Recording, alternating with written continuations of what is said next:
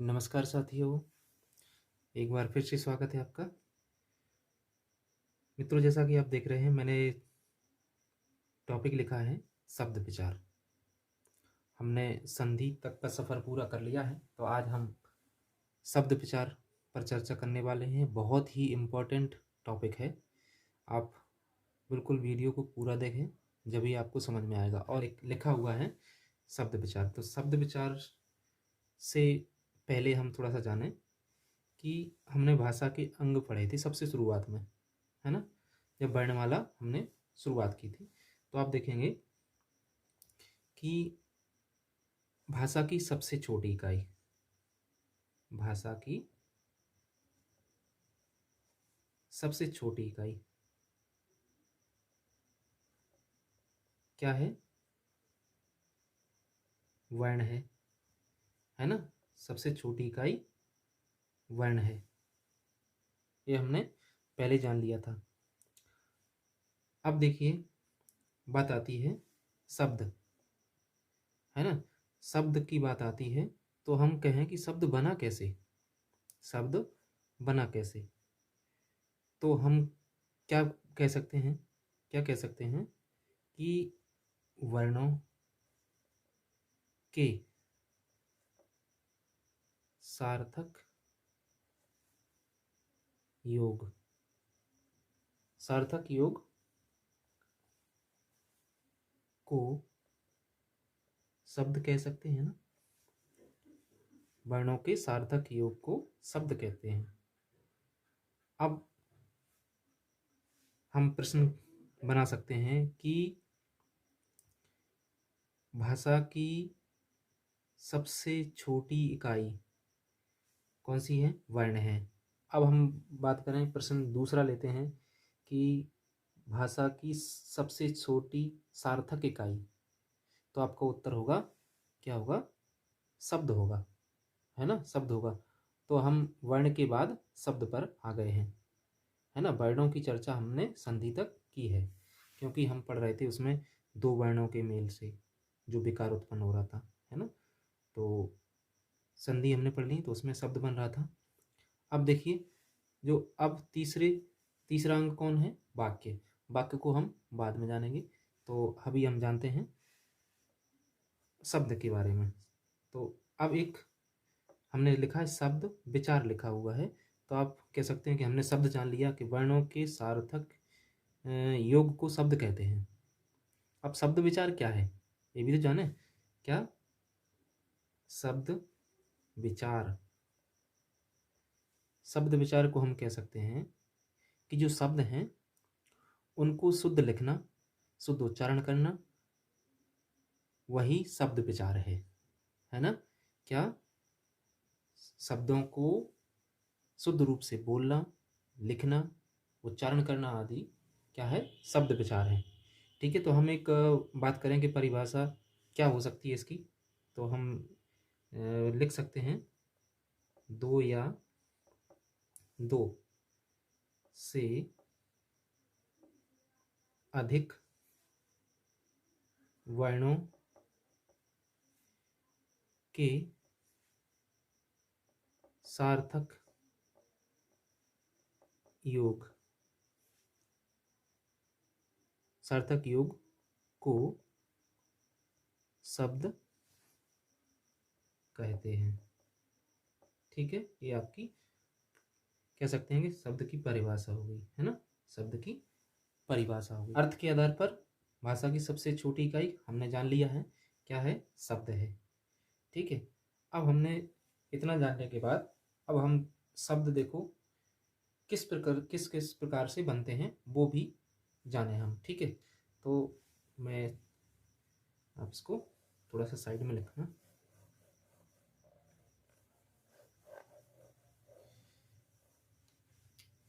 शब्द विचार, शब्द विचार बहुत ध्यान देने वाली बात है। हम पढ़ेंगे यहाँ उत्पत्ति के आधार पर, उत्पत्ति के आधार पर। फिर दूसरा हम देखेंगे व्युत्पत्ति के आधार पर। तीसरा हम देखेंगे अर्थ के आधार पर। और विकार देखना हम बहुत अच्छे तरीके से पढ़ने वाले हैं। तो देखिए, हम इसमें देखें उत्पत्ति के आधार में आप देखेंगे हम पढ़ेंगे तत्सम, तत्सम, तद्भव, देशज, विदेशी,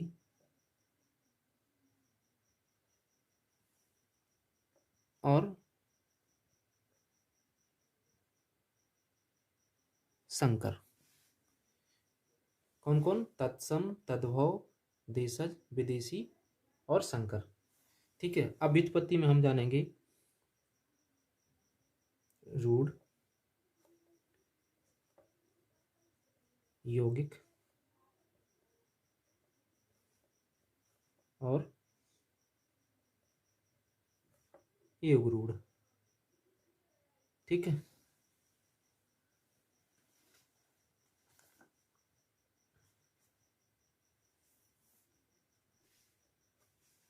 अब देखें तीसरा अर्थ। तो अर्थ में हम देखेंगे दो स्थितियां जानेंगे हम। एक तो होगा सार्थक और एक निरर्थक। सार्थक और निरर्थक। अब सार्थक में हम बहुत सारे जानेंगे। एक तो पर्याय, क्या जानेंगे इसमें? सार्थक में पर्याय, विलोम, एकार्थी, अनेकार्थी। आप डॉट डॉट कर लें, और भी शब्द जानेंगे हम। ठीक है। और निरर्थक में कोई और नहीं है। आगे देखिए हम विकार। विकार में हम जानेंगे विकार मतलब बदलाव। तो एक तो विकारी। ठीक है। विकारी में हम देखेंगे संज्ञा, सर्वनाम, क्रिया और विशेषण। ठीक है। ये पढ़ेंगे हम। और पढ़ेंगे हम अविकारी। क्या?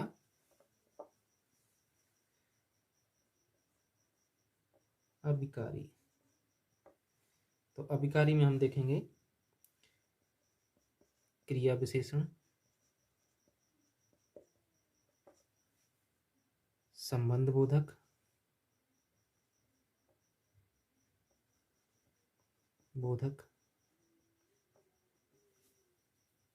समुच्चय बोधक,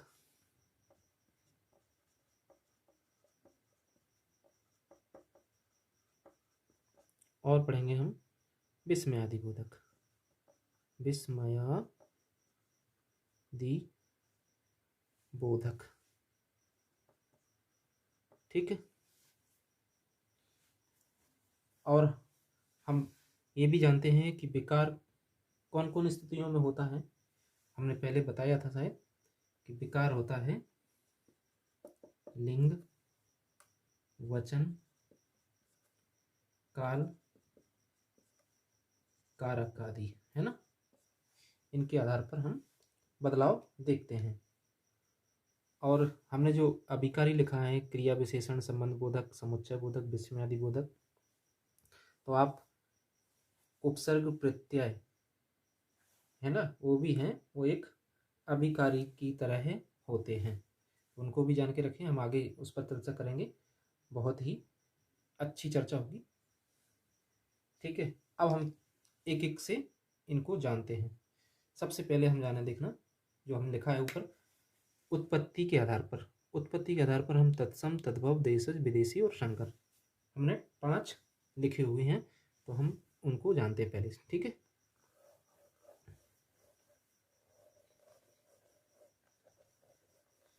देखिए अब हम जो पढ़ रहे हैं शब्द के प्रकार, है ना, प्रकार पे आ जाते हैं।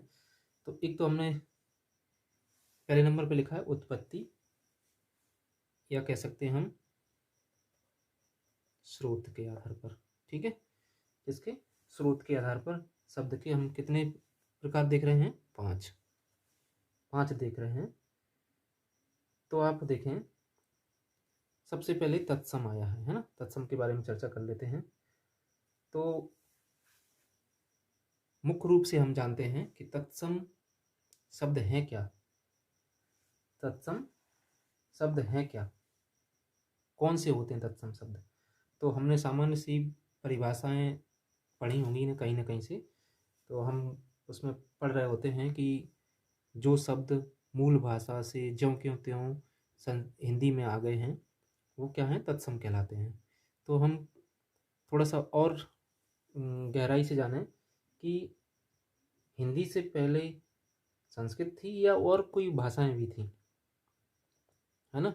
तो हम कह सकते हैं कि संस्कृत के तुरंत बाद हिंदी नहीं आई है।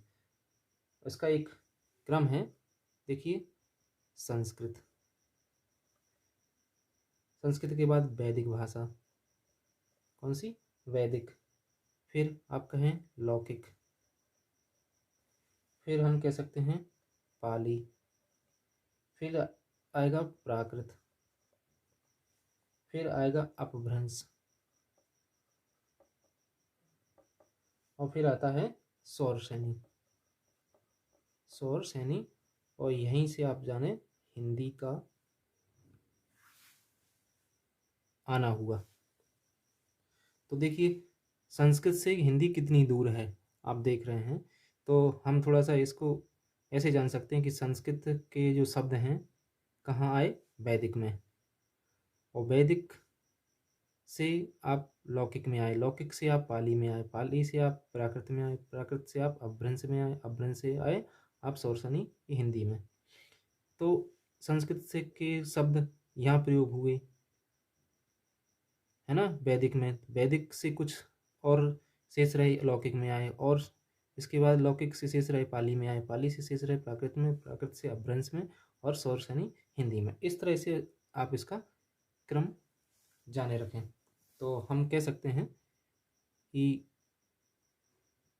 हिंदी के पहले या सौरसेनी के पहले क्या कहें हम? अपभ्रंश भाषा थी। ठीक है ना।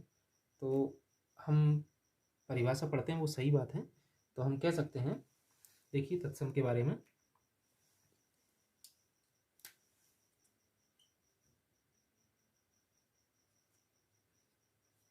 तत्सम के बारे में क्या लिख सकते हैं कि मूल भाषा के शब्द, मूल, हम बहुत अच्छी जानकारी प्राप्त करने वाले हैं, आप बने रहिए, बहुत ही इंपॉर्टेंट। मूल भाषा के शब्द बिना बदलाव, बिना बदलाव के हिंदी में आए, हिंदी में या आना, वो कौन से शब्द कहलाए? तत्सम कहलाए। ठीक है, आप तत्सम के बारे में समझ चुके हैं। अब हम तुरंत आता है तद्भव, आता है तद्भव के बारे में भी जान लें कि जो मूल भाषा के शब्द हैं, क्या मूल भाषा के शब्द हैं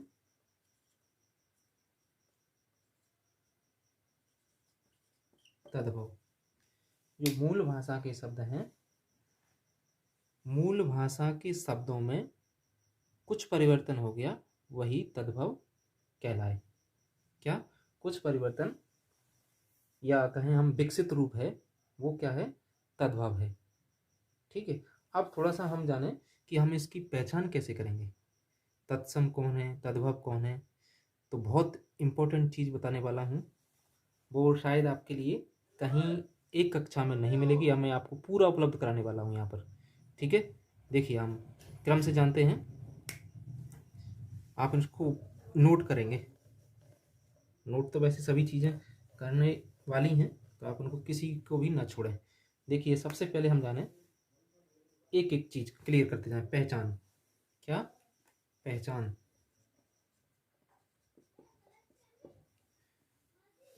नंबर एक बात करें हम, नंबर एक बात करें कि जो संयुक्त अक्षर है, संयुक्त अक्षर, संयुक्त अक्षर हमने देखे हैं कौन कौन है हिंदी में। एक तो क्ष, त्र और ज्य और श। ठीक है, संयुक्त अक्षर 4 हैं। यहाँ लिख सकते हैं थोड़ा सा, अधिकांशतः।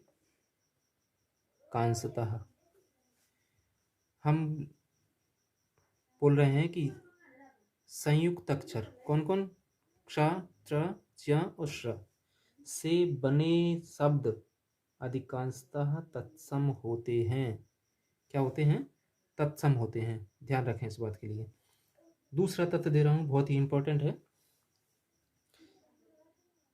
ठीक है, कि जो अनुनासिक है, दोनों का देखिए तुलना कर रहे हैं हम। अनुनासिक,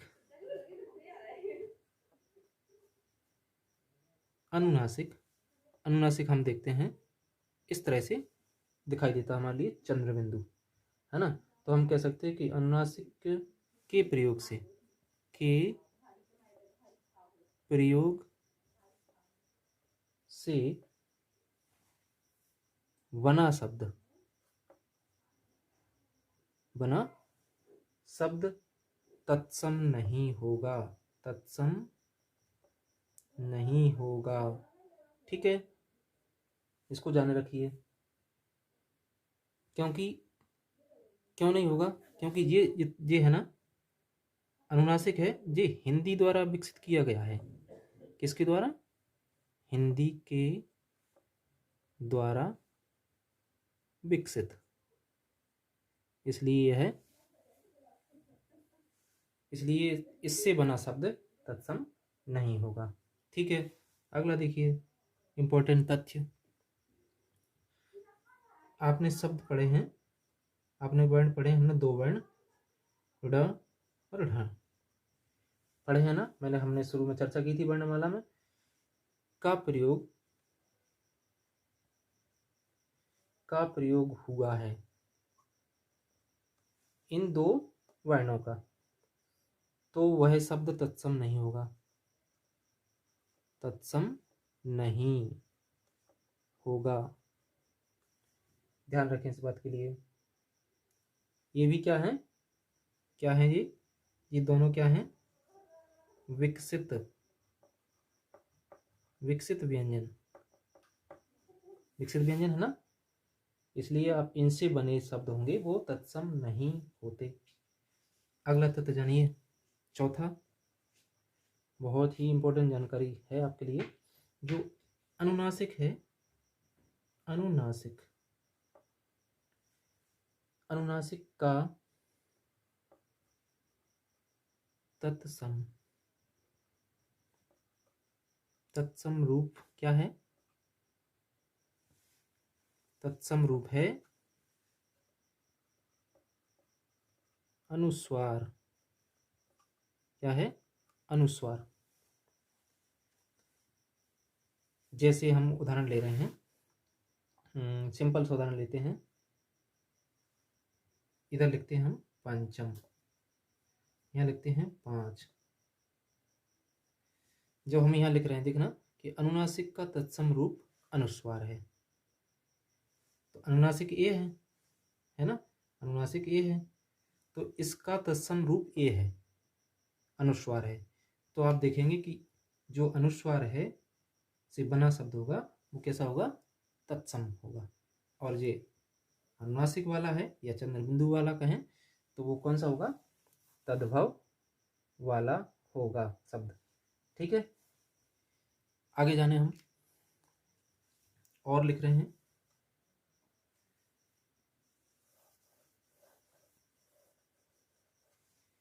इतनी सारी जानकारी आपको शायद कहीं मिले, मैं आपको एकत्रित करके उपलब्ध करा रहा हूँ। री,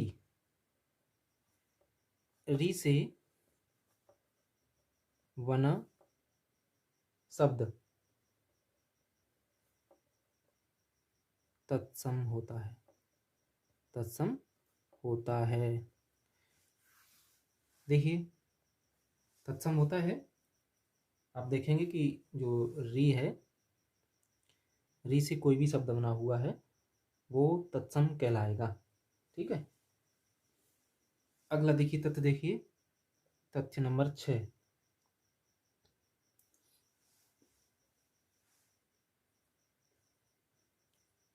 शब्द के अंतिम वर्ण, शब्द के अंतिम वर्ण कौन हो? खा हो और छा। शब्द के अंतिम वर्ण खा और छा हैं तो आप देखेंगे हो तो तद्भव होगा। ठीक है, क्या होगा? तद्भव होगा। और अगला तथ्य जानिए, तत्सम, ये वा है, और तद्भव बा के रूप में प्रयोग, बा तद्भव के रूप में दिखाई देगा आपके लिए। तद्भव शब्द होगा उसमें बा रहेगा। ठीक है, आगे देखें 8। मूर्धन्य सकार है से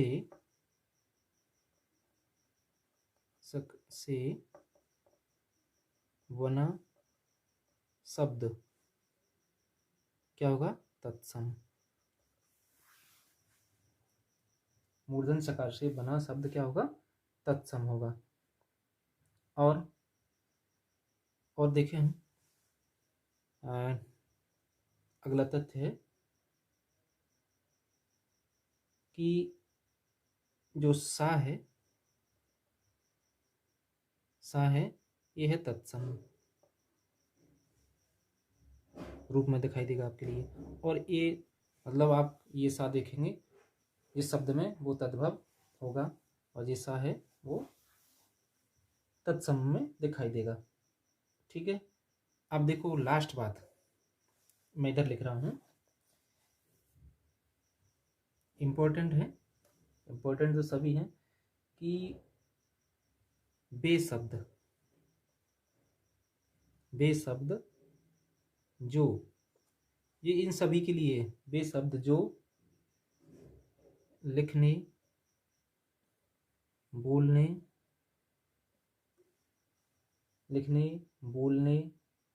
पढ़ने में कठिन प्रतीत हों,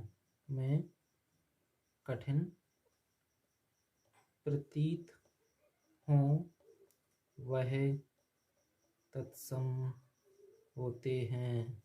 ठीक है, इस बात को जाने रखिए। जैसे देखो उदाहरण दे रहा हूँ, जैसे मैं लिख रहा हूँ प्रथम को पढ़िए और पहला, कौन आपको सरल लग रहा है, स्पष्ट समझ में आ रहा है? जैसे आप आम्र को पढ़िए और आम को पढ़िए, हैं? अग्नि को पढ़िए और आग को पढ़िए। तो जो सरल लग रहा है वो क्या है? तद्भव है, और जो कठिन लग रहे हैं वो तत्सम है। ठीक है, बहुत सारे उदाहरण होंगे, मैंने 2-3 उदाहरण आपके सामने रखे हैं, तो आप इसको जान के रखिए। ठीक है, अब आती है बात, ये आपके दोनों हो गए, इनकी हम पहचान कैसे कर लेंगे? हमने बहुत सारी जानकारी एकत्रित कर ली है, आप उसको पढ़ते रहें। ठीक है, अब आता है देशज। अब देशज में देखिए आप, देशज लिखा है, इसको हम कैसे करें? अलग करें, देश और ज। अब हम दोनों के अर्थ जानते हैं कि देश का तो हम समझ रहे हैं, और जा का मतलब होता है जन्म लेने वाला या जन्म लेने वाले, है ना, जन्म लेने वाले। ठीक है, तो हम कह सकते हैं कि जो देश में जन्मे शब्द है ना, वो क्या कहलाए, देशज शब्द कहलाए। हम कैसे समझ सकते हैं इसके लिए कि हम देशज हैं जी? तो आप देखें, जैसे हम अपने प्रदेश की बात करते हैं, है ना, अपने प्रदेश की बात करते हैं, मध्य प्रदेश, मध्य प्रदेश की ही बात करें हम, तो आप देखेंगे कि मध्य प्रदेश में मालवी भाषा बोली जाती है ना, बुंदेली बोली जाती है, बघेली बोली जाती है, बहुत सारी बोली जाती हैं, क्षेत्रीय बोलियां होती हैं, वो बोली जाती हैं। अब हम बिल्कुल इसको इस तरह से समझ लेंगे तो आप भूलेंगे नहीं कभी भी। ठीक है, तो आप देखेंगे कि जैसे कोई व्यक्ति है मालवी भाषी क्षेत्र का, कौन सा, कोई व्यक्ति है, और एक कोई आता है बघेली भाषी क्षेत्र का। अब ये दोनों क्या करते हैं, आपस में बात करते हैं, दोनों आपस में बात करते हैं, तो आप पाएंगे कि दोनों का जो आपसी संवाद होगा, तो आप बिल्कुल जान के रखें कि एक चीज़ें उनकी समझ में नहीं आएंगी, वो आपस में संप्रेषण नहीं कर सकते। क्यों नहीं कर सकते? यहाँ बोला जा रहा है इस व्यक्ति के द्वारा बघेली भाषा, और यहाँ कौन सी भाषा बोल रहा है वो व्यक्ति, मालवी। तो देखिए, इन दोनों ने कुछ ऐसा रास्ता निकाला, जैसे भाषा आती है हिंदी, इन दोनों ने क्या रास्ता निकाला कि यार हम इसको, मैं मालवी में बात कर रहा हूँ, ये बघेली में बात कर रहा है, ना मुझे समझ में आ रहा है ना इसे समझ में आ रहा है। तो ऐसी स्थिति हम क्या करें कि हम चलो चलते हैं हिंदी के पास चलते हैं, हम दोनों क्या करते हैं, हिंदी में बात करते हैं। अब इन दोनों व्यक्तियों ने हिंदी में बात की। अब हिंदी में बात करने के साथ साथ एक व्यक्ति मालवी के कुछ शब्द जो लाएगा, और ये व्यक्ति बघेली के कुछ शब्द लाएगा, है ना। आप समझ रहे होंगे बिल्कुल कि ये मालवी के लाएगा कुछ शब्द लाएगा, और ये बघेली के लाएगा। तो अब ऐसी स्थिति में जब वो आपस में बात कर रहे हैं, तो कुछ शब्द आ गए, हिंदी में तो बात कर रहे हैं, लेकिन कुछ शब्द मालवी के आ गए, बघेली के आ गए, बुंदेली के आ गए, जो भी आपस में बात कर रहे होते हैं, तो वही क्या है, भाषा में जुड़ने लगे, धीरे धीरे धीरे धीरे जुड़ने लगे, तो वही क्या हो गए, देशज हो गए, है ना। तो हम कह सकते हैं कि आंचलिक भाषाओं के वे शब्द, आंचलिक भाषाओं के वे शब्द क्षेत्रीयता के कारण हिंदी में आ गए। लिख सकते हैं हम, देशज कौन होंगे, आंचलिक भाषाओं के वे शब्द क्षेत्रीयता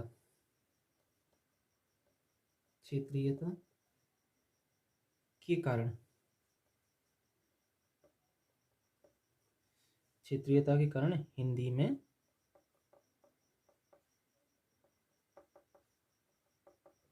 आ गए, या आना, उन शब्दों का आना, तो देशज हो गए। ठीक है साथियों, जैसा कि हमने जान लिया कि देशज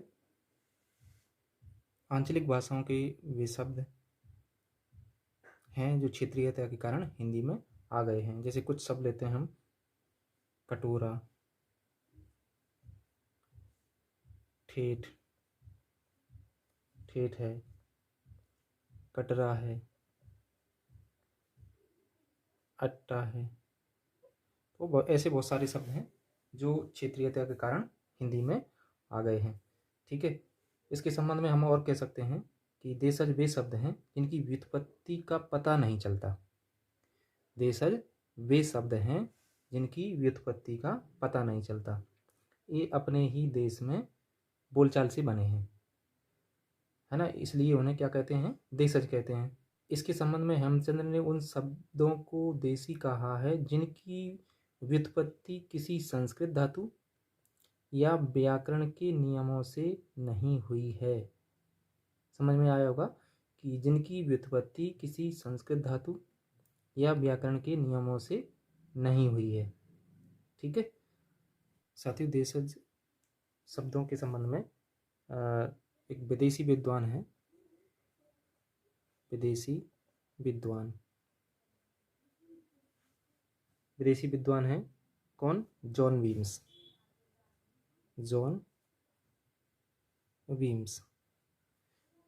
जॉन वीम्स ने कहा है कि देशज शब्द मुख्य रूप से अनार्य स्रोत से संबंध रखते हैं। क्या? अनार्य स्रोत। हम लिख सकते हैं उसके लिए, जॉन वीम्स ने देशज शब्दों को मुख्य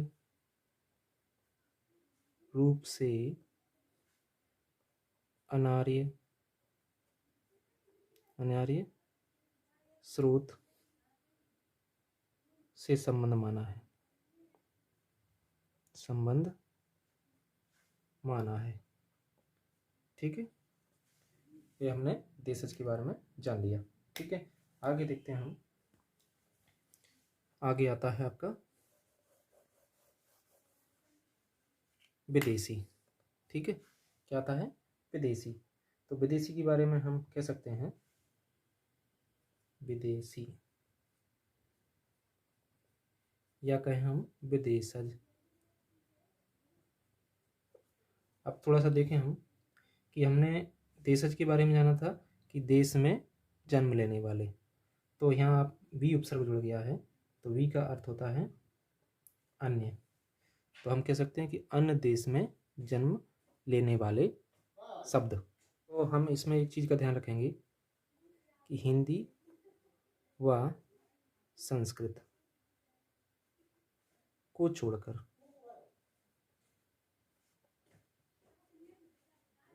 अब हिंदी और संस्कृत को क्यों छोड़ना है? क्योंकि हमें पता है कि हिंदी कई देशों में बोली जाती है। ठीक है ना, कई देशों में हिंदी भी बोली जाती है, तो आपको हिंदी और संस्कृत को छोड़ना है। तो हम कह सकते हैं कि हिंदी संस्कृत को छोड़कर दूसरे देशों, क्या? दूसरे देशों की भाषाओं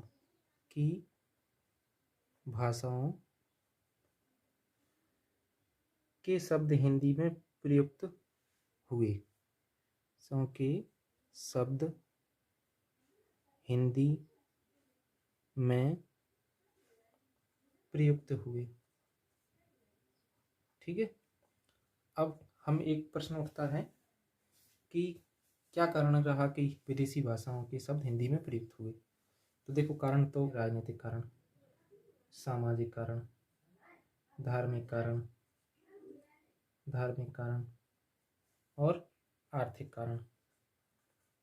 देखिए, हम जाने कि हमारे देश में कई विदेशी राजाओं का शासन रहा, जैसे मुस्लिम हैं, ईसाई हैं, है ना, पुर्तगाली हैं, डच हैं आदि हमारे देश में आए, उन्होंने शासन किया। अब वो आए तो उनका समाज हमारे समाज से संपर्क में आया। ठीक है, अब इनको अपनाया क्यों गया, उसके संबंध में जाने कि सबसे अच्छा तथ्य है कि कह सकते हैं, इसके बारे में हम जानते हैं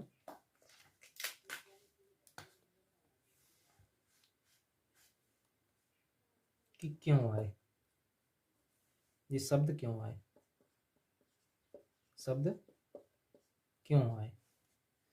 तो इसके बारे में हम कह सकते हैं कि हिंदी की तुलना में सरल है। क्या है? हिंदी की तुलना में सरल। कैसे? डॉक्टर, है ना, कॉलेज, कि इनको बोलने में क्या होती है, सरलता होती है। इस कारण से हमने हिंदी में अपना लिए गए। और ये चीज़ हम सब जानते हैं कि जो चीज़ सरल होती है उसकी ओर सभी ओर खींचते हैं। तो एक कारण ये है। ठीक है, अब देखो हमने एक चीज़ जानी है, हमने बताया था कि ये अर्धचंद्र है। इससे बने शब्द क्या हैं? बने शब्द क्या होंगे? विदेशी। क्या होंगे? विदेशी। पहले ही जाना था हमने किसमें। और देखें हम कि का, और जाने हम जैसे का, ख, गा, जा, फा, ये सभी क्या हैं? इन से मिलकर जो शब्द बनता है वो विदेशी कहलाता है। क्या? विदेशी। इनसे मिलकर बने शब्द क्या होते हैं? विदेशी होते हैं। ठीक है, तो ये हमने जान लिया। अब चलिए, अब आता है अपना पांचवा। पांचवा कौन? संकर। क्या?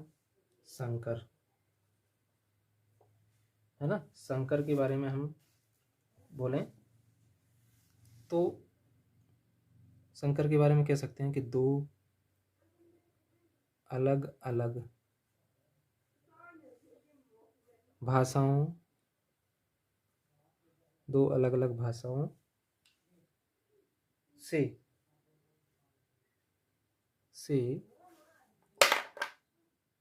मिलकर बना शब्द, मिलकर बना शब्द क्या है? संकर कहलाता है ना। जैसे हम शब्द लेते हैं अग्नि, शब्द लेते हैं हम अग्नि बोट, अग्नि बोट लेते हैं। तो आप देखेंगे कि जो पहले देख रहे हैं हम अग्नि, वो है तत्सम शब्द, और बोट है आप देखेंगे कि अंग्रेजी शब्द। तो आप समझ गए हैं कि दो अलग अलग भाषाओं से मिलकर बना शब्द क्या कहलाएगा? संकर कहलाएगा। ठीक है, तो हमने यहाँ तक का सफ़र कर लिया है। अगली कक्षा में हम और नए टॉपिक के साथ आएंगे। ठीक है, नमस्कार।